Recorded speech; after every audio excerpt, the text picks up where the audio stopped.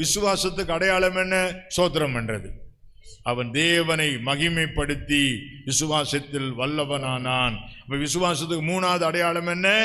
நீங்க ஜெபம் பண்ண ஜெபத்தெல்லாம் கர்த்தர் கேட்டுட்டாருன்னு விசுவாசத்தை என்ன பண்ணிடணும்? ஸ்தோத்திரம் பண்ணும். கர்த்தர் கொடுத்ததற்காக ஸ்தோத்திரம், சர்ச்சை கட்டிட்டதுக்காக ஸ்தோத்திரம், சுகம் வந்து விட்டதுக்காக ஸ்தோத்திரம், பிசாசு ஓடினதுக்காக ஸ்தோத்திரம். நல்லா கவனமா கேட்டுங்க. எப்பயுமே பிசாசு துரத்துவேன்.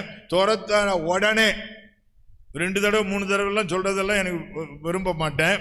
ஒரு தடவை தான் சொல்ல விரும்புவேன். இயேசுவின் நாமத்தில் பொல்லாத பிசாசே போ அப்படின்னு சொல்லிட்டு அடுத்த செகண்ட் என்ன தெரியுமா விரும்புனானே? ஸ்தோத்திரம் பண்ண வரும். ஆண்டவரே இந்த பேய் ஓடிட்டதுக்காக ஸ்தோத்திரம் சொல்லுங்க. அதே போல வியாதிக்கு ஜெபம் பண்ணிட்டு உடனே ஸ்தோத்திரம் பண்ணுங்க.